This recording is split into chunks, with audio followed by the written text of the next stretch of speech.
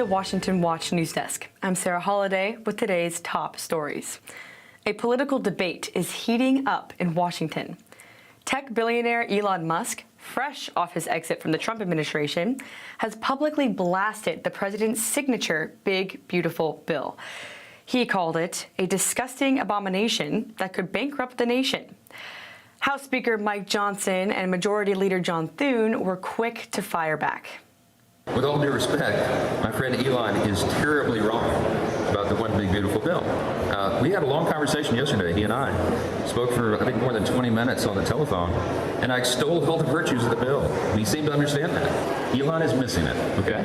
And it's not personal, but for him to come out and pan the whole bill is to me just very disappointing. We obviously respect everything that Elon did with Doge. On this particular issue, we have a difference of opinion. Meanwhile, the White House brushed off Musk's comments. Press Secretary Caroline Leavitt said it was not a surprise. Look, the president already knows where Elon Musk stood on this bill. It doesn't change the president's opinion. This is one big, beautiful bill, and he's sticking to it. While the White House stands its ground on the budget, President Trump is making decisive moves elsewhere. Trump reversed a Biden-era policy that had expanded protections for abortion in certain cases under the Emergency Medical Treatment and Active Labor Act, or EMTALA. Under Biden's policy, taxpayer dollars could fund so-called emergency abortions. Trump's executive order, effective immediately, changes that in two big ways. First, it halts taxpayer funding for these procedures. Second, it frees hospitals from penalties for refusing abortions in emergency settings. Kristen Hawkins, president for Students for Life of America, celebrated the move as a major victory for pro-life states and doctors. She described Biden's guidance as pro-abortion lawfare, stating, "This mandate was never about care or saving lives. It was about coercion and pushing abortion into every hospital by force." Shifting to another taxpayer controversy, a different battle is re-entering the limelight. For context, Trump signed an executive order on his first day in office that protected taxpayers from funding so-called gender-affirming care for inmates.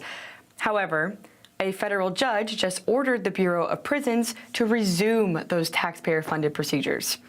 The judge claimed Trump's move lacked reasoned analysis and likely violated federal law. Tuesday's ruling affects roughly 2,000 trans-identifying inmates. More notably, it affects countless Americans who don't want their hard-earned money fueling these controversial procedures. Speaking of LGBT controversy, Defense Secretary Pete Hegseth just announced that a rebranding is in order. The Navy ship USNS Harvey Milk was named in 2021 after a prominent gay activist from California. However, per Hegseth's orders, that ship is being rechristened. The change was announced Tuesday as part of what he calls a warrior culture shift. Democratic House Minority Leader Hakeem Jeffries wasn't too pleased. It's a complete and total disgrace. It's an utter abomination in terms of the extreme MAGA Republican effort to continue to erase American history.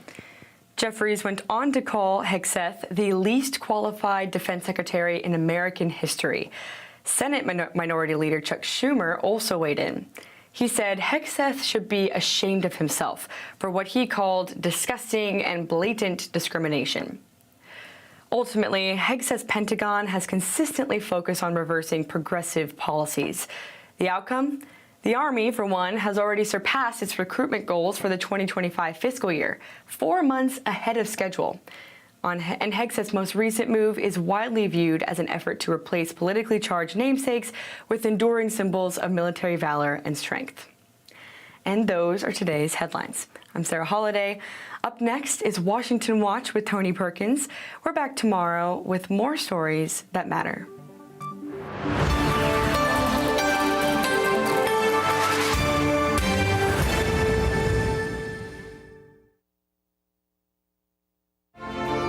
From the heart of our nation's capital in Washington, D.C., bringing compelling interviews, insightful analysis, taking you beyond the headlines and sound bites into conversations with our nation's leaders and newsmakers, all from a biblical worldview. Washington Watch with Tony Perkins starts now. Welcome to this June 4th edition of Washington Watch. Thanks so much for tuning in. Well, first up, federal prosecutors have charged 2 Chinese nationals with trying to smuggle a highly contagious livestock pathogen into the United States, an agent capable of devastating America's food supply. Congressman John McGuire of Virginia will join us with the latest on what Congress plans to do next.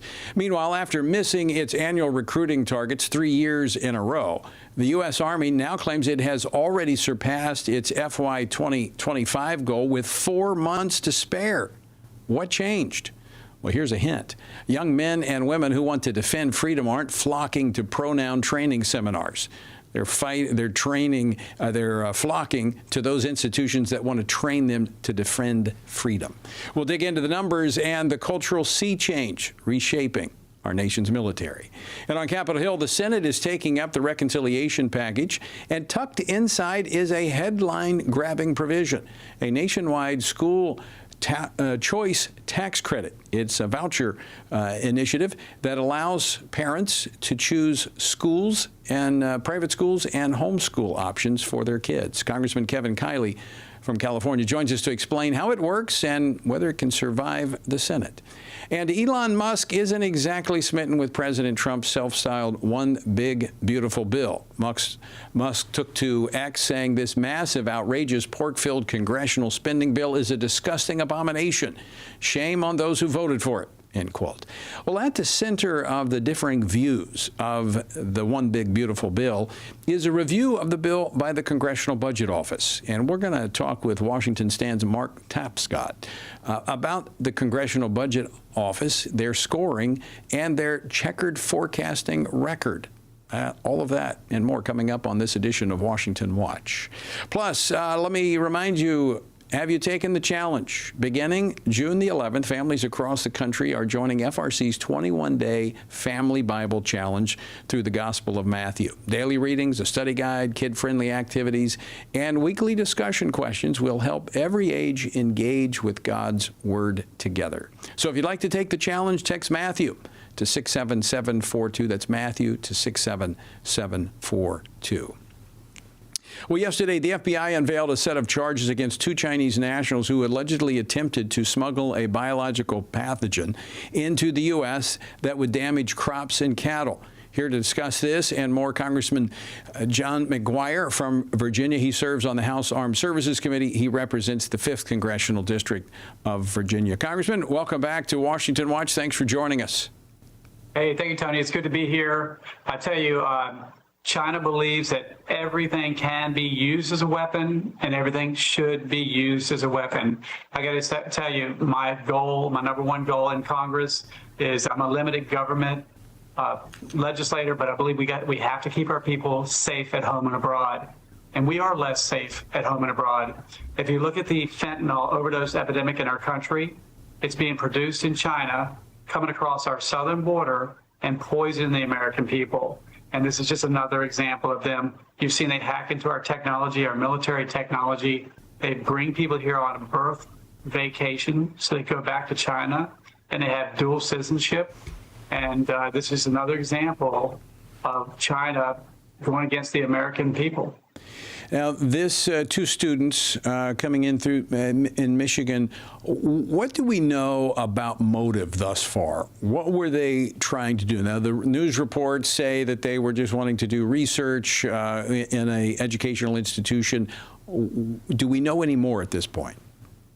Well, we don't know any more about that, but we're certainly going to do an investigation. But this is egregious, and I think we know if it looks like a duck, quacks like a duck, it's a duck. And it's just a constant attack or danger to the American people in our interest. And so we've got to respond with tariffs, the intellectual property thefts, all those things. We have to stand up to China.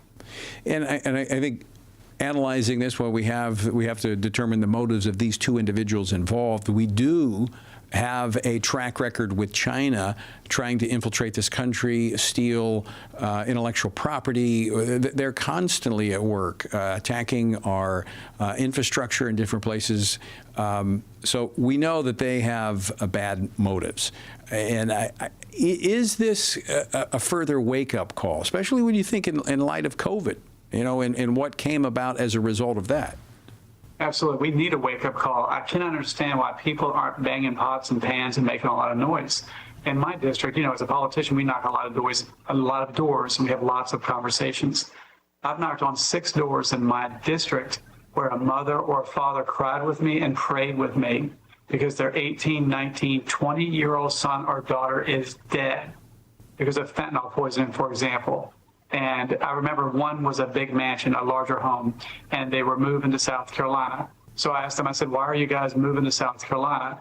And they said, well, we're tired of being known as the family on the corner that lost our son to fentanyl poison.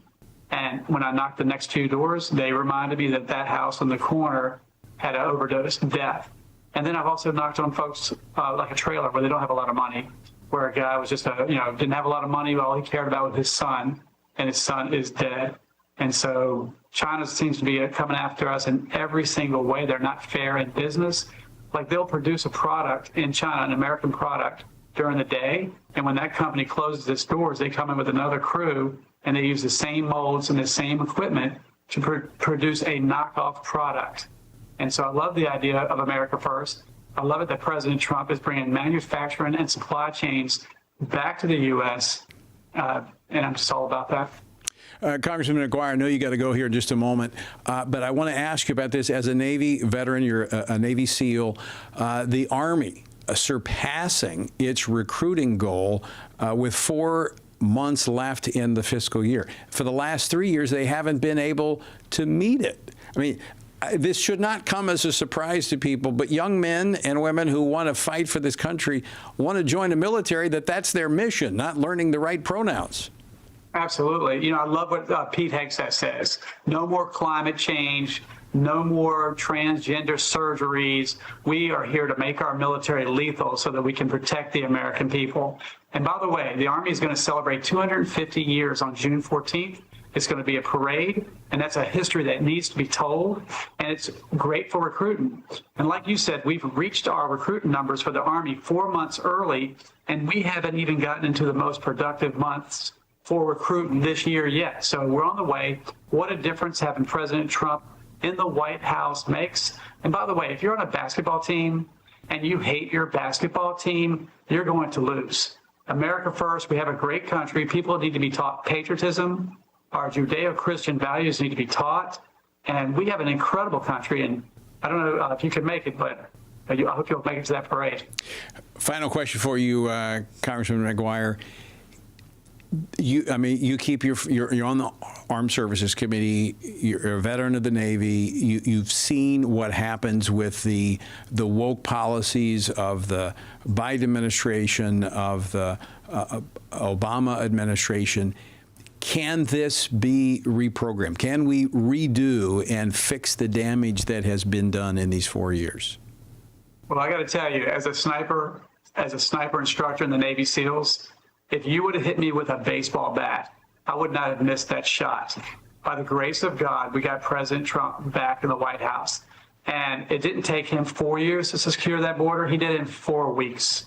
And so I believe that God we weren't on the cliff, we were over the cliff, and I think the hand of God pulled us back over. But we've got work to do. But I know God's in control. God gets the last word. I have faith that we're going to turn this country around. Well, and we need to continue to pray, vote, and stand for those who will do just that. Congressman John McGuire, always great to see you. Thanks so much for taking time to join us today. Thank you. And folks, I do want to encourage you, because this is a question I often get as a Marine veteran. I have parents will ask me, should our kids join the military, given what's happening? Of course, this was back more during the Biden and Obama years. I think it's just like, would you send your kids to a public college? Well, I think we got to be careful where we send them and prepare them to go. And I do think we need men and women of faith in our nation's military, because when you think about the power of the military, the lethal force that they have, we want men and women who know right from wrong. And so absolutely, yes, we should prepare our young people to go into every legitimate area of service and business in our country. But here's what we got to do. We got to continue to shape these policies that protect their rights to be who they are in terms of as believers, to exercise their religious freedom and not be punished, which is what we saw during the Biden administration, what we saw during the Obama administration, people being punished for their faith. In fact, I was on C-SPAN earlier this morning discussing this issue of religious freedom and what the Trump administration is doing with their Religious Freedom Commission. And it's not about imposing religion on anyone. You can't do that. God doesn't do that. God gives us a choice. He gave Adam and Eve a choice in the garden, whether to love him and obey him or not. Unfortunately, they chose not to do it, and we're all paying the price for that. But we want to make sure that we have the freedom in this country, which is what religious freedom is, the freedom to live our lives according to our faith. And that includes in public service. It includes Congress. That includes state legislatures. It includes law enforcement. It includes military, whatever. We need to be free to do that. And General Boykin, the executive vice president here, a founding member of Delta Force, we've talked about this many times over the years on this program. You've probably heard us. That the reason that the military was suffering from in its recruiting numbers and its retention was because it had lost its focus and its mission. When it spent more time on training people to use the right pronouns and all of the DEI initiatives of the left, as opposed to being a lethal fighting force, why would you sign up for that? I wouldn't. I don't want to waste my time learning which pronouns to use. Now that the military is moving back to its mission, to fight and to win America's wars when called upon, guess what? People are standing in line to join. And that's encouraging, because we have men and women, young men and women, doing what makes this nation different. And it shows of the really kind of the Judeo-Christian DNA that we have. As Jesus said, greater love have no one than to lay down his life for his friends. And that's what we see in this country. But it has to be a military that's focused. And that's what President Trump and Pete Hegseth as Secretary of Defense are doing, reverting back to our military's purpose to fight and to win America's war. So this is something we've got to be very, very aware of. A lot of what is happening can be undone by if and when there is a Democratic administration, they can undo all of the good stuff that has happened here in just the last few months. So we've got to pray. We've got to pray for the change of heart, the spiritual foundation of this nation to turn while we have the freedom to do so.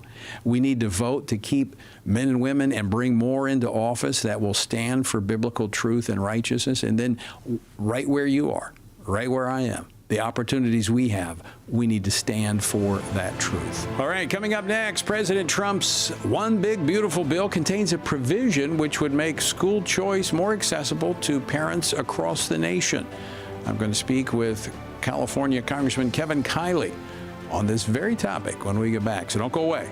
More straight ahead.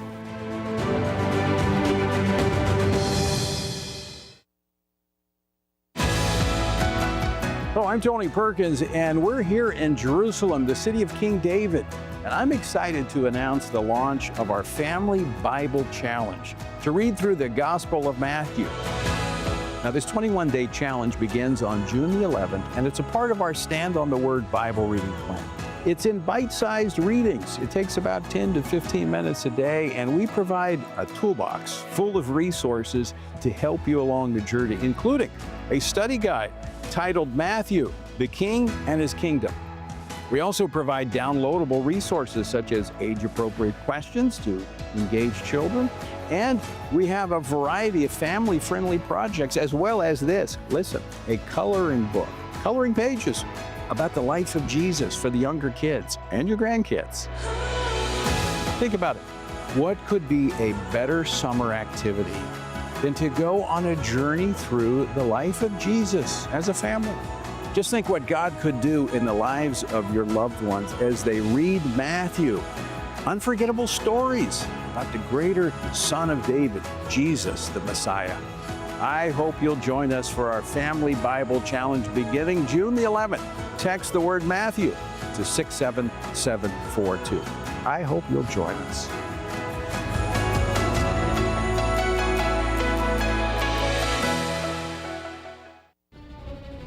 In a time when Washington seems clouded by compromise, a bold group of lawmakers are standing firm in defense of the values which our nation was built upon.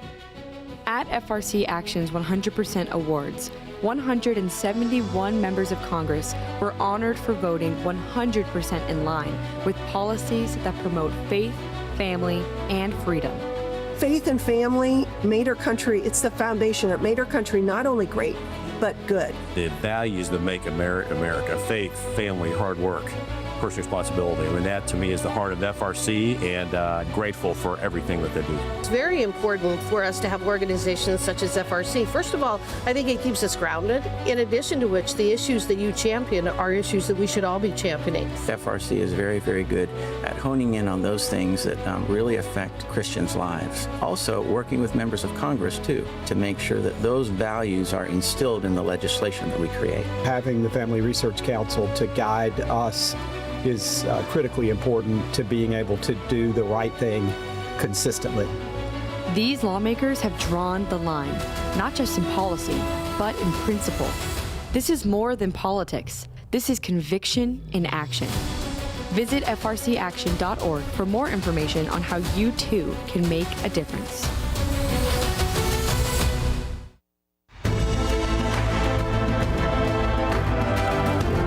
To Washington Watch. Thanks so much for joining us. All right, the wokeness of the Biden-era education department has fueled the desire of parents to seek school choice.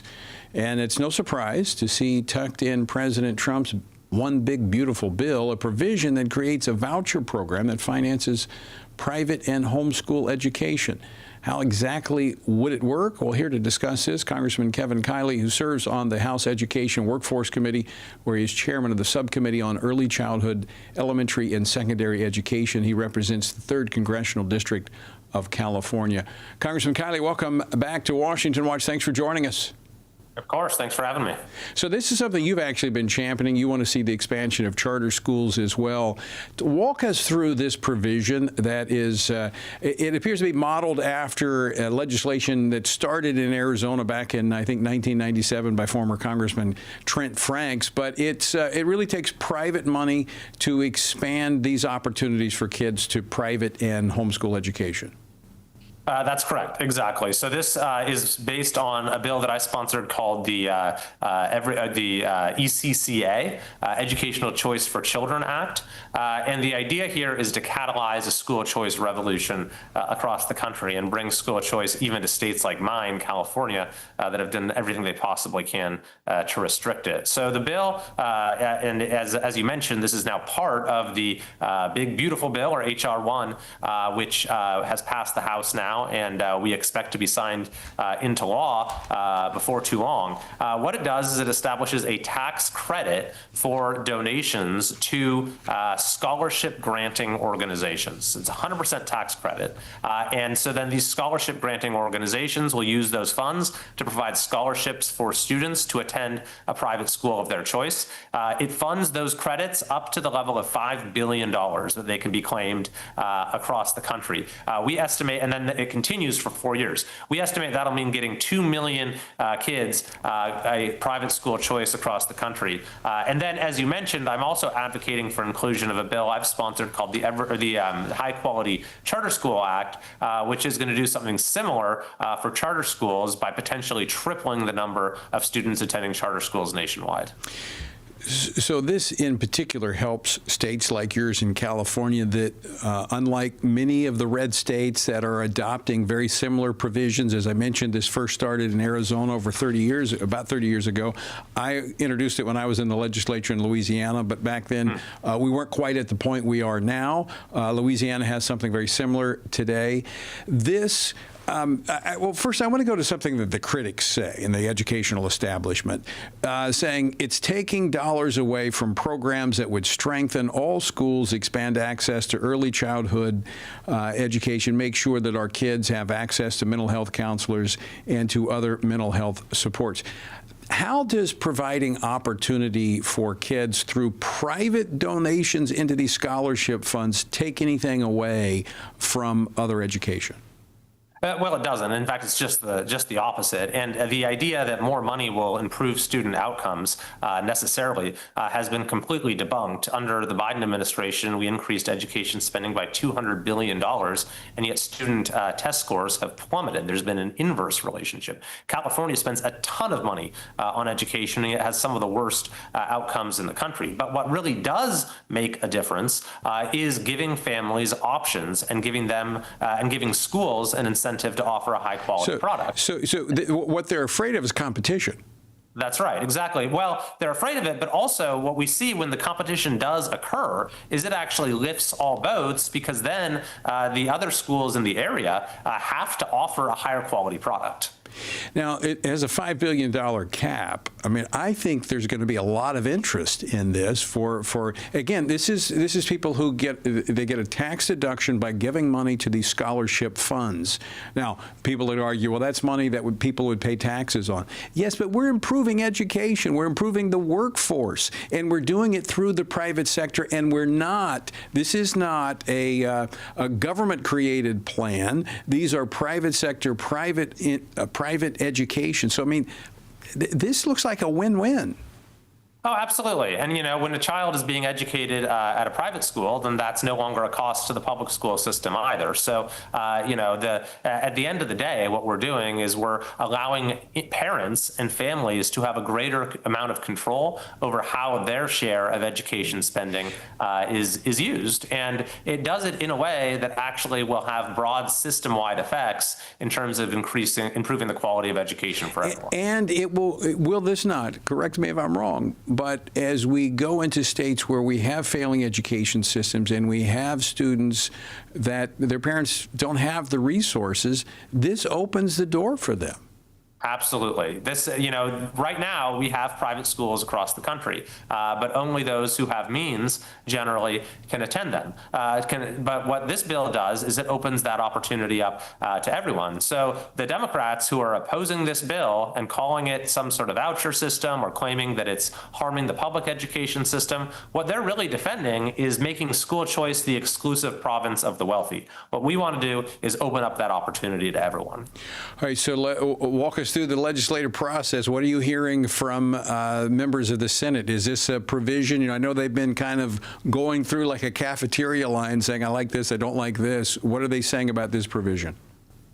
Well, I haven't heard any opposition to it. I think that it's something that's broadly popular, at least within the Republican conference. As you noted earlier, it also can be used by homeschool families, and there's many millions of homeschool families across the country that we need to support, and in every way we can. They've actually been, under attack in states like California, but actually out of COVID, homeschooling became more popular than ever. So I think the Senate is going to certainly have its say on many facets of this bill, but I think this is a provision that they want to protect. And indeed, what I want to see happen is them add the charter school part as well, which will provide a similar tax credit for starting up new charter schools that essentially replicate those that currently exist that are already getting great results. Congressman Kiley, we just got a minute left. I know this morning the Department of Education held a hearing titled Examining the Policies and Priorities of the Department of Education. What was the top takeaway from the meeting? Well, the Democrats on the committee are very interested in defending the status quo. And the status quo is one of failure. It's one of where we've shoveled more and more and more money into the system, and student performance has gotten worse and worse and worse. The administration has proposed a number of reforms to reverse that trajectory. And so if the Democrats wanted to sort of disagree with the way that they're going about reforming our education system, that's one thing. But instead of doing that, they simply just want to defend the status quo, which to me is unacceptable because you have millions and millions and millions of kids across this country who are not getting the education they deserve. If we keep defending the status quo, we're going to keep getting the same results. It is time to change things. Congressman Kiley, thanks so much for joining us. Always appreciate listening to you. Of course. Thanks for having me. All right, folks, don't go away. More Washington Watch right on the other side of the break. The Center for Biblical Worldview's all-day workshops delves into the formation of a worldview, what it is, how it's formed, when it's formed, what that means to them personally and their churches and communities. My hope for people when they come to these worldview workshops is that they will come away better equipped to engage the people and the ideas that they're living with and around. And our goal is to give people more confidence in the gospel, in the fact that what God said to us actually is true, actually is the path to happiness and human flourishing for all of us, but also more confidence in their ability to have these conversations and help lead other people to the truth. For Bible-believing Christians to know what God's Word says on these issues and to learn how they can apply it to their lives. And we believe that the more Christians that we equip, that's how we'll change the nation. Hey fam, listen, Pastor Sammy here at Lighthouse Church, and I cannot tell you how equipping, how empowering, how incredibly educating this conference has been. And so I just want to encourage anybody that either has not been part of or is thinking about hosting this event, certainly to pastors, leaders, even CEOs for that matter. This conference is lights out. Stand behind it myself. I can't commend it enough. We're going to be talking about this for some time to come. The culture is kind of squeezing in on us as God's people, forcing those of us with biblical views to change those views or to suppress those views. It's forcing us to engage with issues that we've never had to engage with. And so what this teaches us is what those issues are, what the Bible says about those issues, and then how we can critically engage our culture on these things in a way that is committed to biblical principle. Visit frc.org/worldview for more information.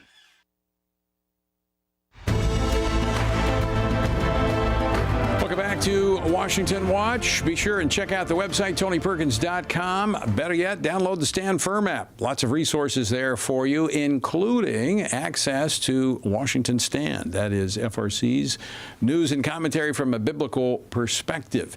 And it's important to have it because what we're going to talk about here, you could see it on the Washington Stand. Earlier today, the Congressional Budget Office released its projections on how much the one big beautiful bill would grow the federal deficit. Now, the agency, the Congressional Budget Office, is supposed to be a nonpartisan federal agency, and they claim that the bill would grow the federal deficit by $2.4 trillion. But is the CBO actually nonpartisan in practice, and how are they coming up with these numbers? And what are the implications of any potential partisan bias in the agency in their projections? Well, here with analysis on this is Mark Tapscott, who is the Washington Stand senior congressional analyst. Mark, welcome back to Washington Watch. Great to be here. So let's go back in history. Give us a 1-minute history of the Congressional Budget Office. It was started in 1974. It was intended by Congress to be the congressional equivalent of the Office of Management and Budget over in the executive branch, and to provide scoring that would compete with, if you will, the executive branch projections, give Congress some independent information. Over the years, it has maintained a particular approach. It's called static scoring to do their projections. They don't want to change that, even though in the years since we've developed a much more accurate form of projection called dynamic scoring. So explain that. Well, with static scoring, you continually assume that the economy is going to basically stay the same. You cut taxes, we know that generally increases government revenues because people have more to spend, the economy grows. Under static scoring, you just assume that it's going to basically continue as it is. Tax cuts don't have an effect. That's why Democrats love CBO projection. It's almost like having something, looking at it with simple interest versus compound interest. Exactly. So given all the information, the computer technology we have today, the AI, I mean, when you look at trends over the years, you could analyze to see what impact a tax cut would have in terms of growing the economy. We have all that data available. In 2017, when the first Trump tax cut was being debated, CBO said it would reduce government revenues. In fact, in just the 2 years after it took effect, it increased them very significantly. And that's typical of what happens, and that's what will happen again, most likely. So this is really, I mean, this is not a minor issue. This is quite a significant issue. When you look at, you have two people, like, I'm going to take, for instance, I just mentioned Elon Musk earlier, how he now is out really saying this is a bad bill. People who voted for it did the wrong thing, da-da-da-da. And you got Trump, Mike Johnson, and members of Congress saying, no, this is, we're moving it in the right direction. So they're looking at the same thing, but they see it from two different perspectives. In large part, it's because of the CBO score. My guess would be if Elon Musk took 5 minutes to look at the history of static versus dynamic, he ought to get it. He would say, of all people, my gosh, what are you people saying? Of course it's going to have a positive impact from the tax cuts. So, and that's why, in fact, I'm going to play a clip in just a moment of the House Speaker on my weekend program this week on Capitol Hill, talking about that, in that looking at what is going to happen to the economy with the tax cuts, we're going to see growth, which means we're going to have more revenue coming in, which means the deficit goes down, which means the debt ultimately comes down. In CBO's defense, I have to say, and I pointed this out in my story this morning, CBO is dependent upon Congress by congressional rule. They can only do dynamic scoring on a particular bill when they are specifically requested to do so. That could easily be taken care of with a new rule. So but is it time to reevaluate how the CBO works? Absolutely. And there are calls, growing consensus outside of Congress and beginning to be picked up in Congress to do exactly that, a top-to-bottom DOGE-type audit. All right, folks can see your piece at the Washington Stand, right? Yes. We got 2 minutes left, Mark Tapscott. Let me ask you this question. I talk about the bias. We see this in government. Is there an institutional bias in the CBO? There absolutely is. And the reason is because, as I think Speaker Johnson pointed out a couple of days ago, you have predominantly folks recruited to work at CBO who come from schools, Harvard, Yale, the establishment-type elite schools, and they all come in with a particular perspective. There's a study out from the American Accountability Foundation, Tom Jones, just out, that says a number of the folks who work there on the staff are Democratic contributors. And if you've been here in D.C. for a long time, that doesn't surprise you. Well, it's kind of, you look at government as a whole. I mean, you look at government as a whole, most agencies, because most of career service people tend to be in that, come from that political alignment. Perspective, yeah. So this is, I would think, I know the Congress has a big to-do list, but this would certainly be up there for future, is to address the issues with CBO. I mean, if they don't do that, we're going to continue to have misunderstandings, and Democrats are going to continue to be able to say it's a hammer. It's a hammer. Yeah.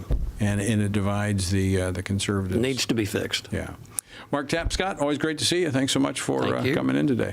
Super. All right, folks, and you can actually see his piece again at the Washington Stand. Again, best way to get that is to have the Stand Firm app, because you'll have it right there, the news feed, and you'll hear from Mark and all the others. All right, don't go away. We're back after this.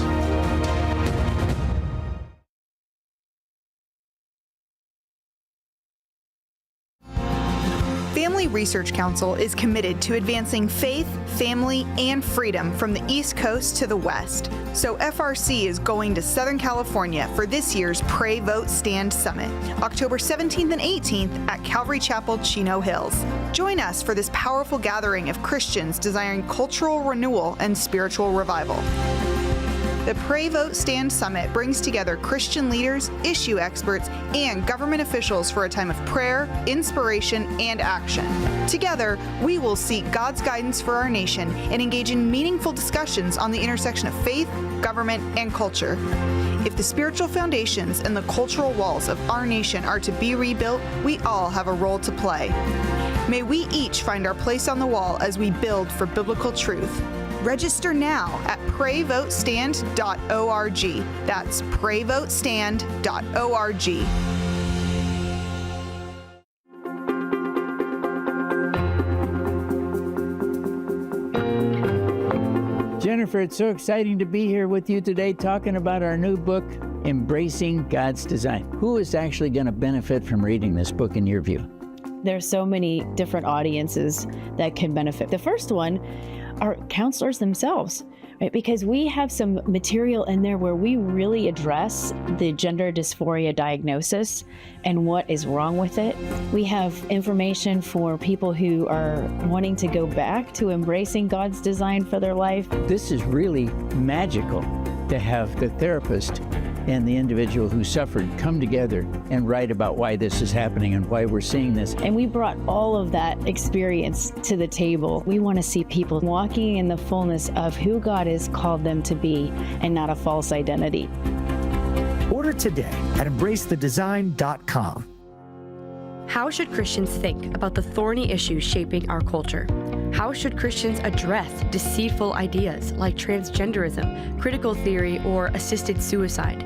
How can Christians navigate raising children in a broken culture, the war on gender roles, or rebuilding our once great nation? Outstanding is a podcast from the Washington Stand dedicated to these critical conversations. Outstanding seeks to tear down what our corrupt culture lifts up with an aim to take every thought and every idea captive to the obedience of Christ. Whether policies or partisan politics, whether conflict in America or conflict abroad, join us and our guests as we examine the headlines through the lens of Scripture and explore how Christians can faithfully exalt Christ in all of life. Follow Outstanding on your favorite podcast app and look for.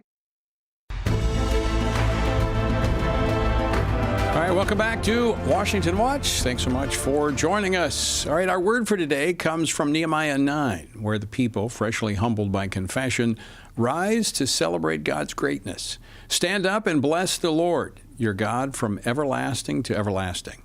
Blessed be your glorious name, exalted above all blessing and praise. You alone are the Lord.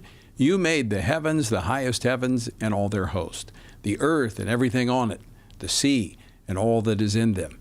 You preserve them all, and the host of heaven worships you.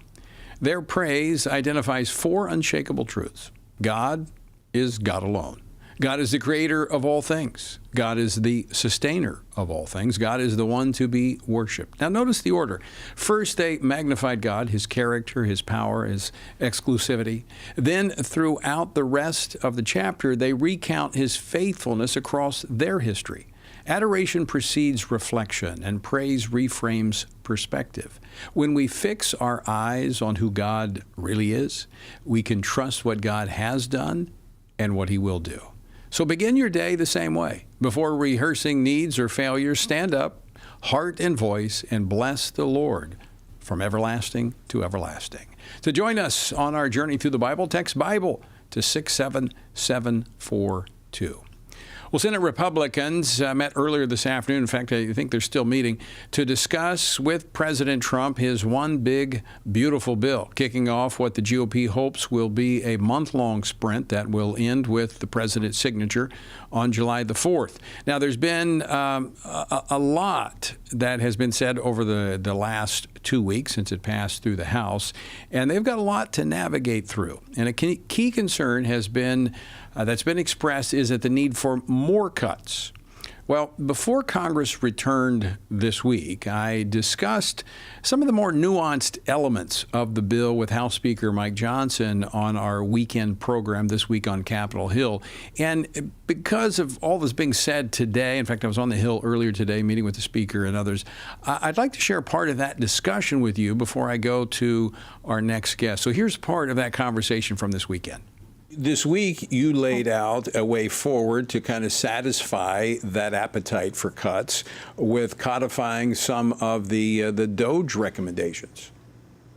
Yeah, that's right. And Stephen Miller in the White House and others have pointed out to some of the folks who said, why aren't more of the DOGE cuts in the reconciliation package? You have to remember how the process works. DOGE was looking at discretionary savings. There are two categories of federal spending. One is mandatory spending.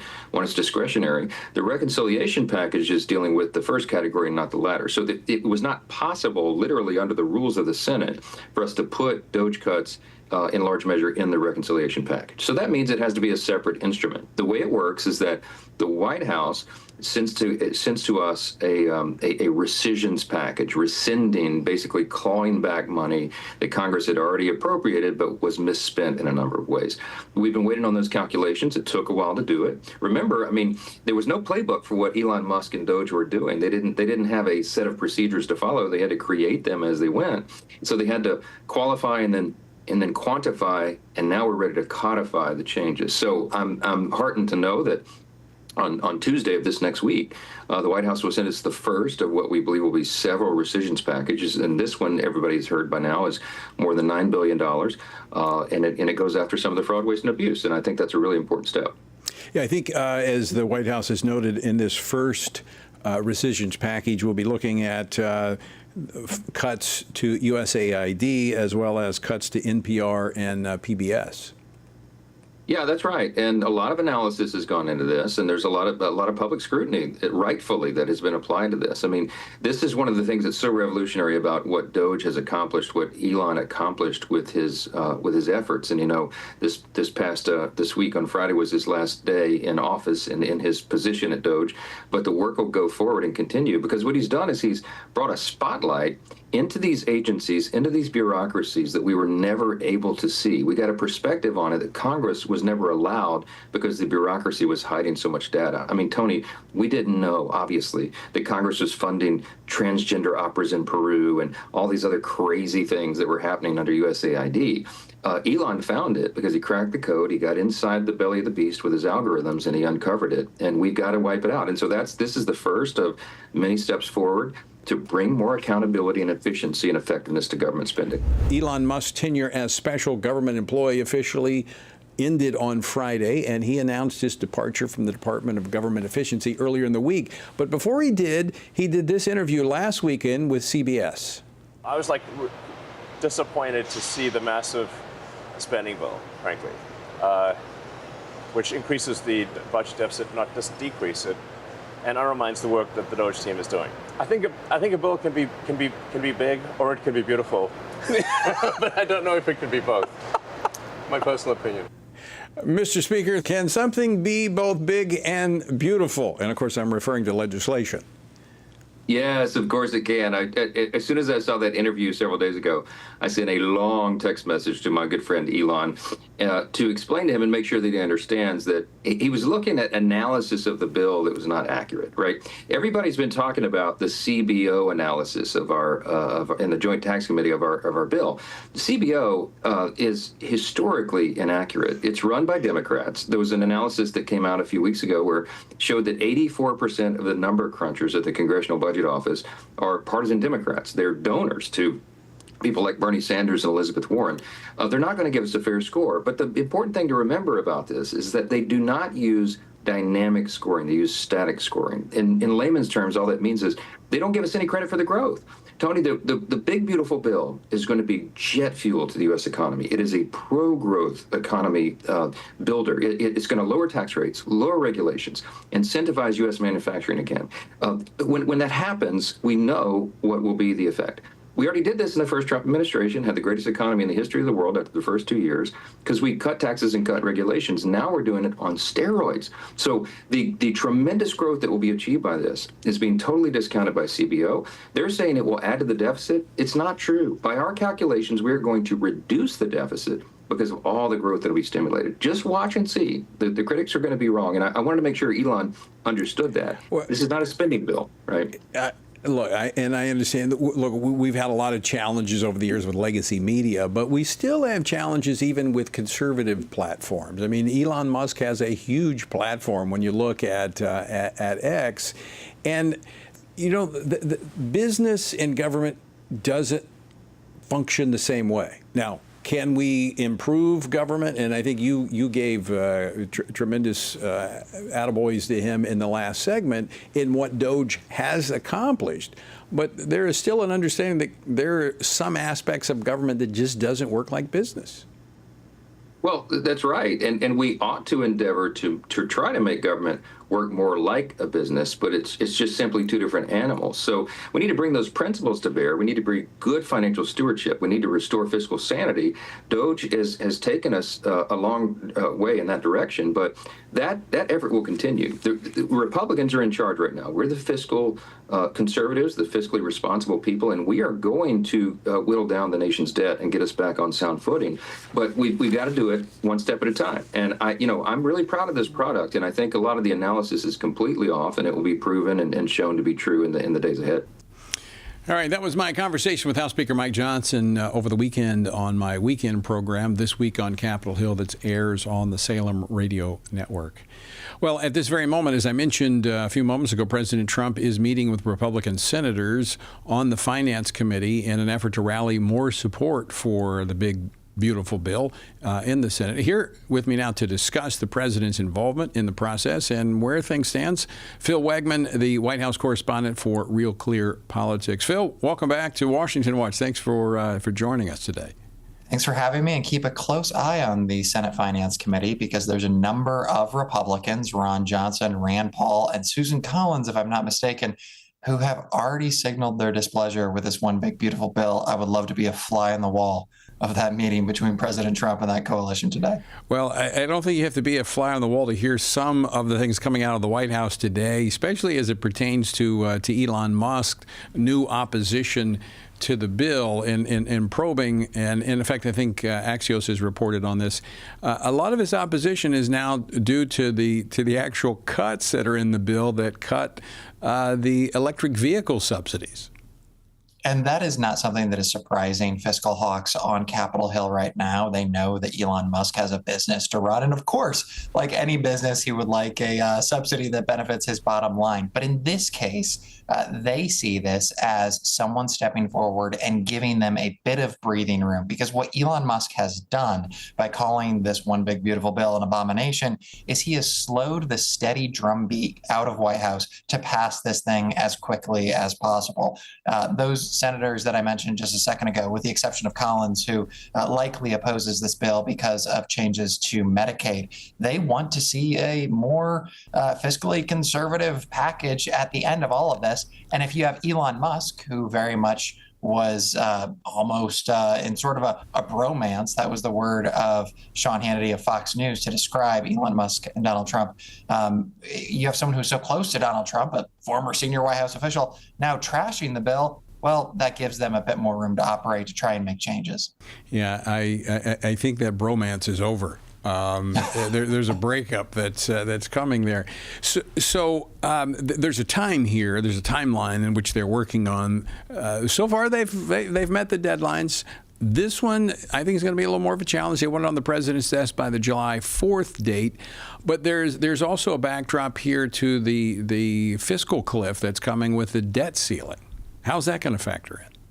That's right. It adds even more urgency to the work on Capitol Hill. And again, this is one of the deadlines that creates a sense of urgency that forces lawmakers to often take votes that they otherwise wouldn't. And this is the way Washington, D.C. works. If you've ever been inside the Capitol on, around the holidays, people, are generally trying to get out of the District of Columbia right before Christmas. There's often a lot of these, barriers, last minute votes. But at this one, it's serious. It's the debt ceiling. The United States has to increase its borrowing authority. I think more than anything else, this is going to light a fire under both Majority Leader Thune and Speaker Mike Johnson. But this is a delicate thing, right? I mean, we know what Donald Trump thinks. Donald Trump thinks that done is beautiful. He would love to see the House package passed today. Already what we've seen from the White House, though, is they're open to different changes. But again, their argument to either chamber is, at the end of the day, this has to have the votes. Well, I mean, I would think that the White House is open to any type of negotiations. I mean, he is the master of negotiations. But Phil, is it just me, or it seems a little odd that here we have the Senate, which is typically, historically, not the most conservative body when it comes to fiscal issues, is actually pushing for a more stringent conservative line when it comes to the fiscal issues. I mean, as you said, the Finance Committee, watch them, because you've got Ron Johnson leading the charge there. You've got some, and he's not alone. He's got enough. He's stated publicly he has enough to stop this bill. They're actually trying to make it even more conservative in the cuts, which certainly I applaud. But that's going to be a headache, I think, for the Speaker trying to get that back through the House.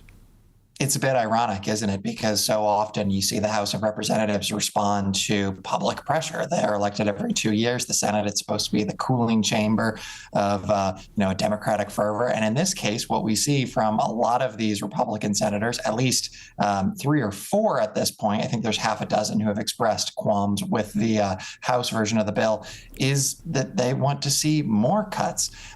One issue that I think sort of exemplifies this is, in order to get this bill across the finish line, House leadership had to allow for an increase in the state and local tax deduction, something that Trump himself has previously called a handout to Democratic governors. This is something that, primarily benefits states on the coasts. That was something that the House Speaker and his team had to come along on to get the votes of people like New York Representative Mike Lawler.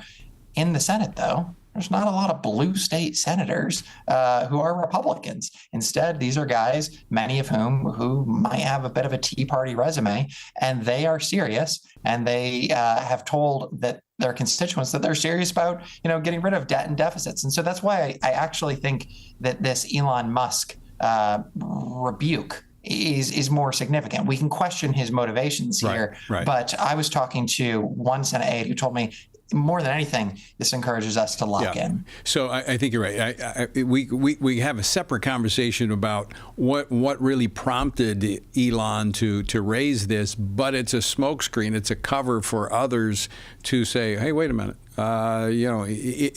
Because Elon Musk has a huge platform to speak from, so a lot of people listen when he says things, might not know exactly what's behind it. But your point on the SALT, the state and local tax, that's a huge issue. As you've pointed out, that's what had to be increased to get those blue state Republicans in the House on board the bill who weren't really crazy about the Medicaid, dialing that in when it came to the able-bodied. The Senate, that's not there. So, any tweak that is made there in the Senate, it's going to take some work to get it back through the House. Very true. And Speaker Mike Johnson has credibility when he goes to his counterpart, Leader Thune, and says, hey, this is a delicate balance. There's only so much give and take that I can endure here, because the numbers are so razor thin in the House. But this is more than just a spending and tax bill. I think that this is a referendum on what the Republican Party actually wants to be. Are they going to be that party that doubles down on, building a working class coalition?